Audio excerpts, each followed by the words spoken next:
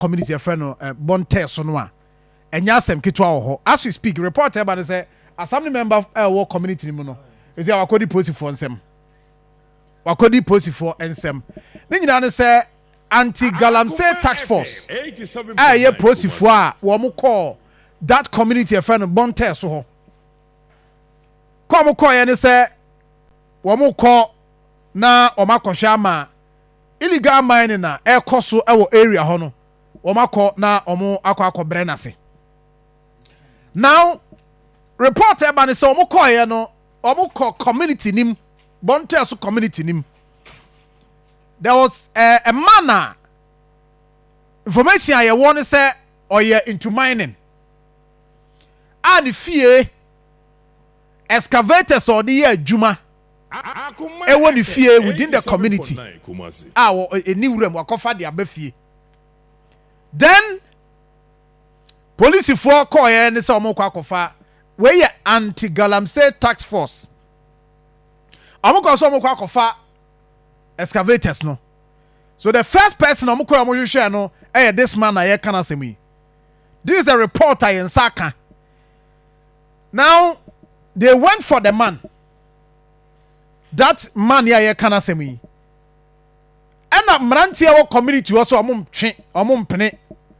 One, Emma excavators no. Woman from Sanka. Number two, Nipa, a hoyani dia, excavators yani diano. Mpene. Emma police form finding free war. Ye nim in fact, ye nyam hu boni ana this man ye kana simi waye. But the report no, and it say woman koye no. Woman ekoso, papa ni mu say the new free community them. Then them rantie na wo community ni mu nso bi. Eso mu watu wo omu fie bazinkum. Omu watu omu fie. So they went for omu two.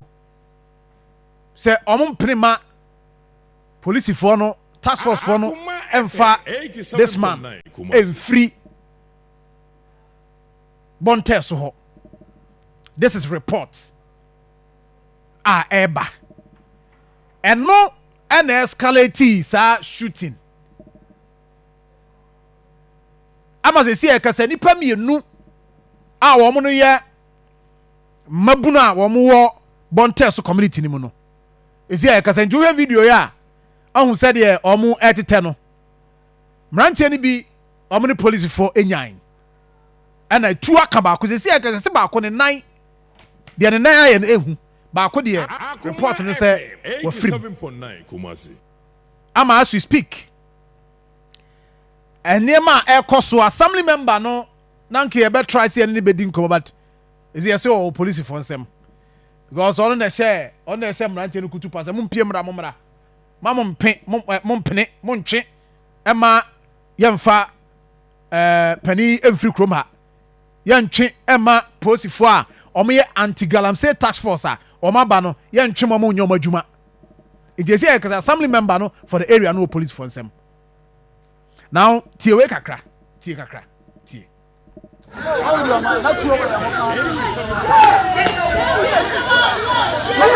mo. What was that? I need to come.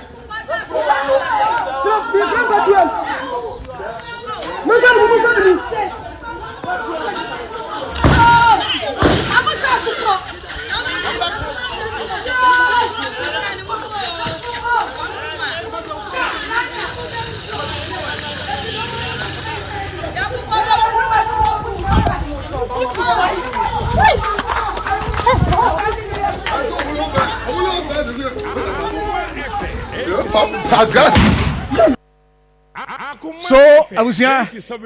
That is reporter Ifriho Eba. Now we are making efforts to get to the community. Na yene mpanimfo a wo ho edi nkomo. Enti nanantwi that is reporter Eba nan you better try to get to that area. In fact, sesi ya say police mpanimfo bambo any ho niema so up within the area. Enti eno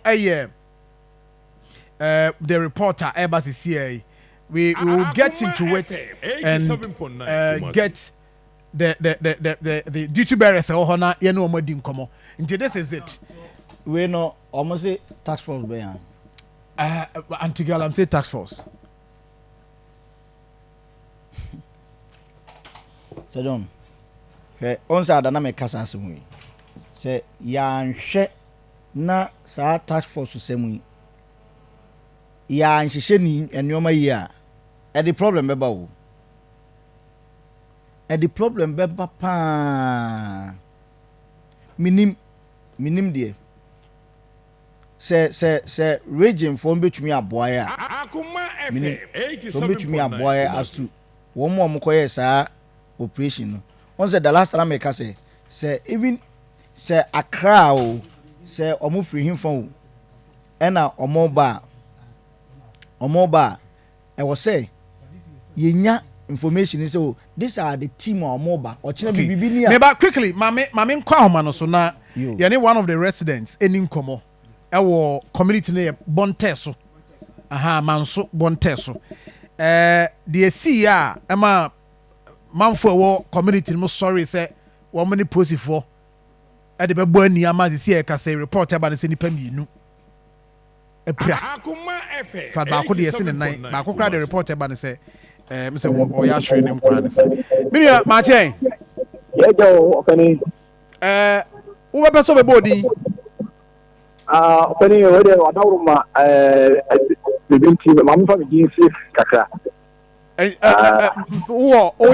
oye obi a wote Bonteso krono e boni din sen I Bonteso so kanu Bonteso I'm bot website or no okay Bonteso okay sa asema ye kan da be ne siye pani mi tasi bebre enra at least be no pano be 9 mo ni be wan say ayi for be police for be e bi no rasta e bi mo a say da who say we police for na so mo ye ayi for mo buy mo say o mo pe opani bi ade na ko ani say adai se say ba anti obia de ni ma hia be sisifi o ba je de na ba bo so mini na papa ya kana se man me yiri kura wu na twen na pepe ne ye na yi na mo so de na ko ade ne ko ana mo se identity na odi ma hia sisifi na o mo de ne ko adwo mo so bunya o ma ja sisifi tichina papa so na papa nti piam pese o mo de ne ko ana o ma na wura ken ana o so de ne ko ana boy say no ona o so mo tia se de ma en anko I saw mo the reason why o de ne ko ku bi ansi o mai mo ani ehu se e bia o be tete nko for do mako ehu an se o de ne ko na ne boys na wura fi ko ne eja etu a nko for no di bai no ehu di firi tutu no mara bobo ba ko fe ba ko na de ni so be mi de to mo twa na ba ko de o se se e o ka sai ba ko so kra ba o ti mo to so ko na to ya no okay me be say tia taking on one after the other omo ba ye no omo se police ntade omo se police atare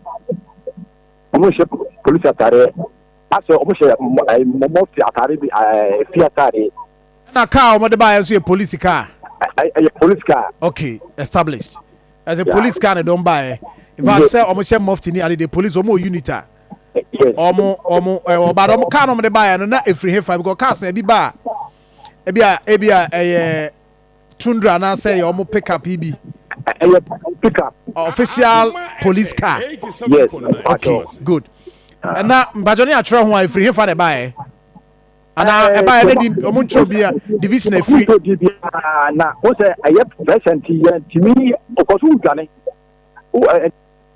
the tool of the talk no so o share video ni ya almost two tool to be dwane ti ye kwa enya kwa video no kwa na aye SMB ka something man no ana almost also on prem on for monko and on the question so almost ya papa no okay you beba no so but see taking one after the other because tfu etie no you be see etie see omo ba ye no Akoma FM omo ko forest and I say omo nwura forest so man call forest am for cry ye djumo kwa no ho kwa o ma man antaku bia man no no para straight so mo for aja man so omo project man na mo say ana also woni opa no no mo bona ni so ana mo de anko performance eni o so na ja o timi ka fenti na ja ana bo asese ne sa de stage a ani omo so brema na fanko papa na wo kana sem no ye hwan e wo community nim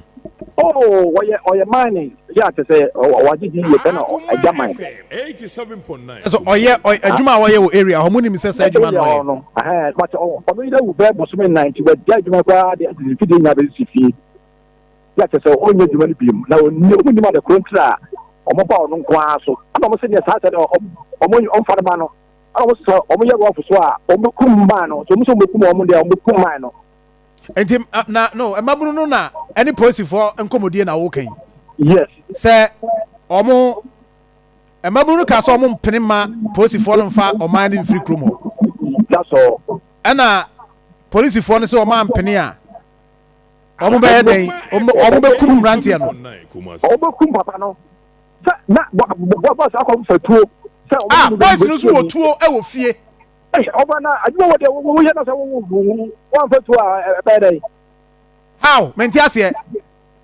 say da bi wo kan sa say wa anye no fatuo ntimi nye tu ma register o enye se tu a ba no kan say adwuma we de wo ye no fatuo a adenti na e ba say ba sa say wo ye responsible mining na wo hia tuo de ayedai ofa ya na wo se an Robert e ka ba amanfo so ewo emu ho bo ha o ne we ya bo se boys bia tata boys bi no ma ba so so ti kwa so nya boys bia mo so di we ti mo so tete emu mo se be ya o ba kepo a enti wo kan say akronfo nti ena mo mrantie no go to ofie a o ma register yes omo mfa nko site and omo de ko site dabi omo mfa nya pasa omo de bo mo aho bai enti posifo ne ba ya na omo hia papa no ya wo omo twi papa no a ne se emrantie no so awura fie akobi akotwutuo se omo ntwe ma posifo mfa papa no free kronim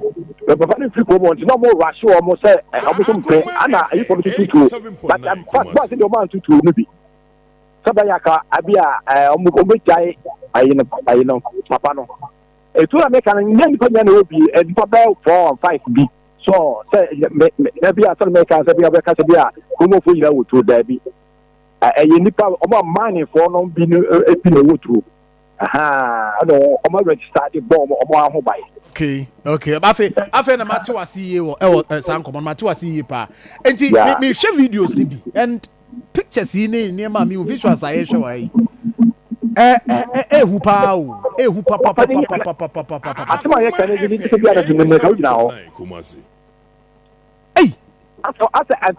anto ko bi so ma mu na ye tese de ma ko so ma mu no na meba menua meba ye ni nkomo meba se police fo aba community mu no mo so mo ba chi asomasi a ade na wo se mabunu no kase ye ma mfa mo se mo nim bone papa na ye mo nim de antia police and police fo hia se mo kire ma kire mo se wo timam wo ai abranti ana se abrewa na hwan bo enti ne e be fa nipa ne nako papa di jo mo se ai papa na pati ne ma si ai ni fi achi ana mo so the machine ko de wo de ko fa we nyina ba ya no and apart from so omo chi no omo sa the machines so omo the machine no ko for so omo ba am kuta masaki papa no masaki o machine no da si ai no so ai no bad no mo de ko na ano na ko fa nyina ba mo so mo prema mfa ai ni ko de ko fa ni ba yi nyina ni na papa de ko mo ni ko asa de e bia o me fa na kwa o mo ni the information bia o mo nya but oba no ade ni sifie ne onu ire wo 4 months ni on ko ba bia ana di ma o ba hodu mo so omo mfa ne ma ni siwo ada na mo tibi tam machine some over there yeah without no information bia sana kokoko ya ma amebu na bre no eto no pie no a tin fie ho no a no mo hire ni so no de handcuff ato den sa no mo nuwa ka no and none boss the Russian said there. It's almost 2 ball. Come on, a meter, transformer is everything I'm going to say. Light off.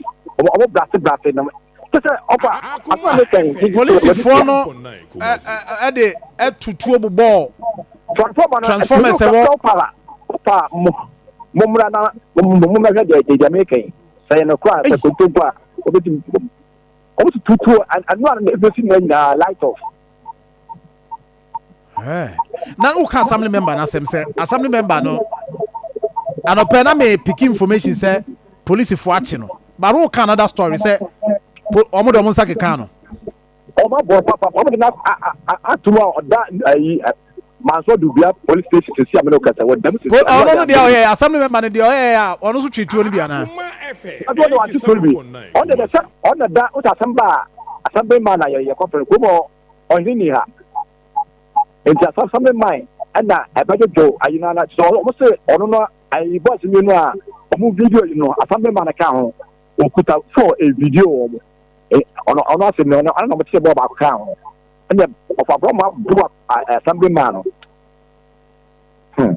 Enipa mienu a wokoma asem se baako ne nan etuo kan ne nan a se ne nan no minim de but say doctor for check here my any a wo se baako nso so report e ba so wa hwere ne nkwa ai obre don ntima na ono so fie za ana o hefa nipa mienu a wokoma so mo we ense me say ade wo ko encarry na so ba so ko emergency say pa bi no kasa de minim de obre mo ko e see am no kasa de minim de mo ko e apart from assembly member any nipa mienu a kasa baako ne nso no epie ya wa hwere ne nkwa ne baako a ne nan ena ye dey to Facebook isu ya o Timoto so na Timoto so no anti abusiafo mo ba Facebook page a o na Timoto no so a onam yeah apart from no mo ti obi kan ho ana me pato manu a o manu no mo ti na ne ayi assembly man ne ba me so do mo ko e o mo di nipa miensa ya ka man no ho any assembly member no nti nipa num na akodi police for nsem pato o mo di nipa benu ana man no nti nipa miensa assembly member any assembly member ka nipa miensa no ana man na no mo che no de o ka ho no so ye hwan the doka no so mo so okuta ayi for the video mo ana mrantia na no mo kuta tuo no so wai obi asa no obi afa de baby ko tu na nkofo no ekukura no oba odi ani mo a obeku police for no obeku ana excavators no so mo de ko ande mo de ko jesi akromot say anopa asat na anopa akromot say anopa de say ayi for so ba so ja for ba nti my e na ye gane ese bi ka sakra no bibin ti me so dem shese a anade no ala me feel ba ko ba ko so madam go ona me shese a me ba cho ma me musa we de asinei no posifo aba kromopen since o mining status here ko atia illegal mining oba anya de da bia am do ka so mu twam ni police for twam soldier for twam we say national security force twam obi e twam aboko no mo so mo say obi a fidi sisi na what dey me the cry e ba ya it means six minimum the cry. Wow. Nti esi ade wan ku ni kro ni mu nti unim de ekoso kro ni sesi e. That be anopa de fat e ba sai obi enyan no ase member na wa de pipi no afa nchen aka ma ne nkora. Ai. Member mo dwane jama ne nkora ofi. Na mo ba na mo kona bibia si ambedai ma report. Adiane do. Funu say mo mema no nti no mo ba because of the accident. Yes. Etu anu a ahye ye nti ne edim so bia mo so kofa ayi for so ja for ba ani aba boye nti. Uji tum say mo ya action pa ho. Oh, that be hey, yeah, go. But so see action amoye nti na me busa say wogi tum say no amoye action. Oh, so the beginning there over show where you been out here say a pro so so jane. Aha, sanity oba. Etu ka posifo ni bia na wo ya we say etu ka posifo ni. Etu ni be bia nka omo. Etu no bia nka omo. Assembly member ni dey saying. Assembly member you know Otin yo. Wo ni di ni nyina. Aha me de me so honorable Otin. Honorable Otin na mo friend. 87.9. And na dey oka ho no so your friend saying. But one of come the in fact me no. Yes, so free and put one crowd. Yes, matisa hoho kro ni mu pa wo mo na. Wo mo ye djuma na kro ni pa. Yes, I will come and on the me here than you. Matikra se bi wo ho a ebinom nya Ghana fo. Ade makwa ofa high power my mo yantimi na kro no. Wakina fo a wo be ku kro Nigeria fo say we who do mu free. So but na mo ti wona wo mo because we are kan be kom na o mo na bi o ma akwakotwe sa na mi ya o ma betra kro ni mo show mu di na mo report man pani fo do say empani fo na bi o mo ba so pani bain oh because asoma make dey no dey you say me who say me sin enfam free o mo kro mo no wo ba Nigeria fo me sin Nigeria for Burkina Faso for so many Ghana for and yes show almost say obu kuma na ye niya ye konfo na aye so obu komuni ofri kuma but o hwe o mo yi no a obu free obu sora no mo nam saa kuta machine bi to say ofa Ghana anya hanko free hakoma 87.9 when to talk nyina obu go be bre bi twi moto e bi ye say to say awon ko awon kwa na oba me to me to aka won say sembe when you to me kan won ya oba me we papa na hin na aka na ko mo so sabe onye ni ya kemo obi ati ye de ope wow minia me na wase na ye fancy aye trust ye ne mu DC be di nkomo mo ho ne amanse west